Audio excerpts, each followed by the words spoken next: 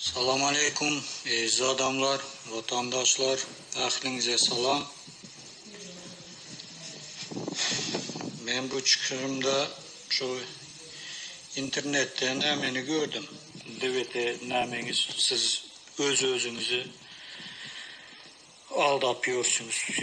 O aktivistlerin, şu gruplarınızdaki aktivistlerin ne edeceğiz onu yani çağlarım, aldap.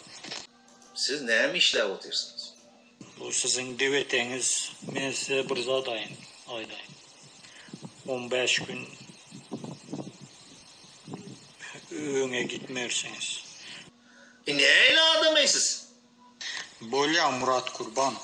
Yine şu şu partiyanı, şu demokratiya, şu DVT partiyanı dalşı alıp gitme için senin bu tayda yeke yolun var. O yola sen şu Kakamrat Hıdirov'tan vazgeçmeyin. Bulmasa yok. Neyle siz adamlar? Düşünün yaldı. Boldu mu indi? Şu bari şu bari gücünüzden şu 5 aya yetti mi? Olur siz cayınızı yapmaya tayin. O ayna çüşe 1 litrelik benzin koyup üstüne bir parça çıt koyup yağ koyup şu cayınız krişasını taşlamaya tayin olu otururlar. Biz onları köşüştürüp otururuz.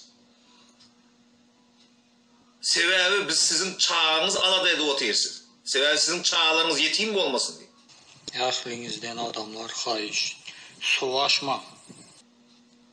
Siz korkanız mı?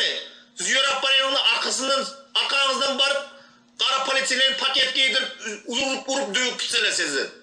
Biz şu zade aydamıza yönü adamları şu zade getirip otuyorsunuz. Biz devede ayda otuyoruz koşuşun değmeyen adamları. Yönü sonku burnu çeli getirdiniz adamları. Şöyle gitti şöyle. Bir damcayı çümelle. Bunun ahırı siz için kovluk bilen kurtarmaz. Siz ne mi edip yiyorsunuz?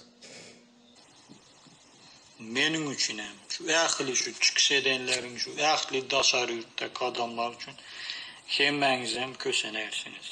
Şunu bilin.